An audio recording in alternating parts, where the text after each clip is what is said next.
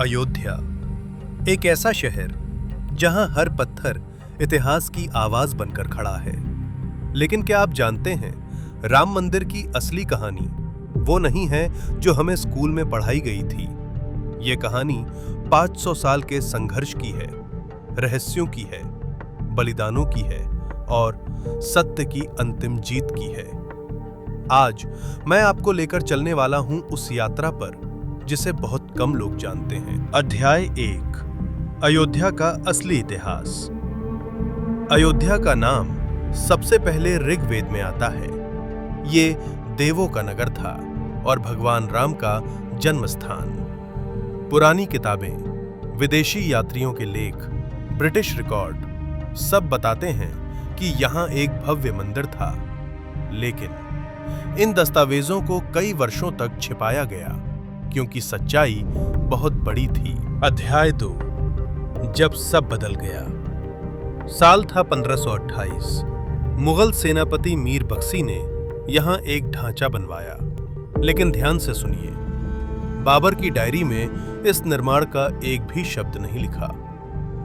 इतिहासकार आज भी मानते हैं कि ये राजनीतिक कारणों से किया गया था और ये विवाद यहीं से शुरू हुआ। अध्याय 3, 1580 से 1857 तक के छुपे हुए संघर्ष।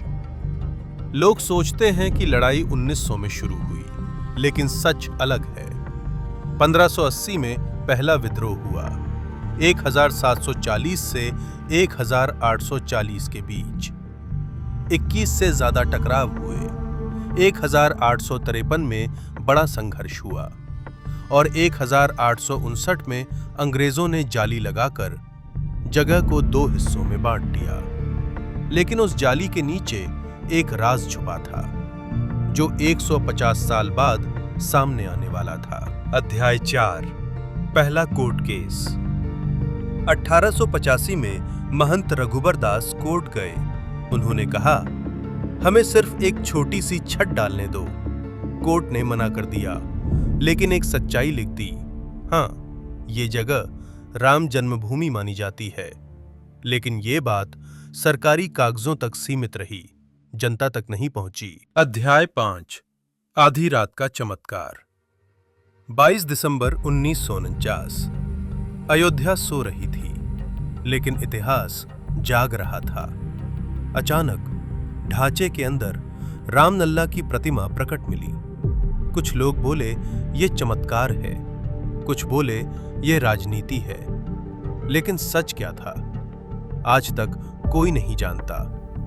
2 सरकारी रिपोर्टें और एक गुप्त डायरी आज भी रहस्य है। अध्याय, महाआंदोलन। 1984 में राम जन्मभूमि समिति बनी। 1986 में अदालत ने ताले खोल दिए और 1999 में शिलान्यास हुआ। लेकिन एक कम ज्ञात सच है, शिलान्यास विवादित जगह पर नहीं हुआ था। यह दिखाता है कि संघर्ष सिर्फ एक ढांचे का नहीं, सच्चाई को साबित करने का था। अध्याय 7, सबसे विवादित दिन। 6 दिसंबर 1992। ढांचा गिरा, देश हिल गया, सब कुछ बदल गया। लेकिन इस दिन का एक छुपा हुआ सच भी है। मलबे के नीचे खुदाई में मंदिर के अवशेष तुरंत मिले थे, लेकिन ये खबर पूरी दुनिया तक नहीं पहुंची। अध्याय 8, 2003 ASI रिपोर्ट। विज्ञान का बड़ा खुलासा। सरकार ने वैज्ञानिक जांच करवाई।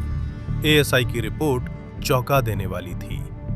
ढांचे के नीचे एक विशाल हिंदू मंदिर की नींव मिली। 50 से ज्यादा स्तंभ, पूजा सामग्री और मंदिर की वास्तुकला। इस रिपोर्ट ने इतिहास की दिशा बदल दी। अध्याय 9, 2010 हाईकोर्ट फैसला। जमीन को 3 हिस्सों में बांटा गया, लेकिन लड़ाई खत्म नहीं हुई। सभी पक्ष सुप्रीम कोर्ट पहुंचे। अध्याय 10, 500 साल बाद आया अंतिम न्याय। 9 नवंबर 2019। सदियों का संघर्ष खत्म हुआ। सुप्रीम कोर्ट ने कहा, पूरी भूमि रामलल्ला की है, मंदिर बनेगा और मुस्लिम समुदाय को 5 एकड़ जमीन दी जाएगी। यह फैसला आस्था पर नहीं, साक्ष्यों पर आधारित था। अध्याय 11, भूमि पूजन और पुनर्जन्म 5 अगस्त 2020। भूमि पूजन हुआ। नागरा शैली का विशाल मंदिर बनने लगा। ये सिर्फ निर्माण नहीं था, ये इतिहास का पुनर्जन्म था। अध्याय 12, 22 जनवरी 2024। सदियों का इंतजार खत्म। वो दिन जिसे भारत ने 500 साल से महसूस किया था। रामलल्ला अपने भव्य मंदिर में विराजमान हुए।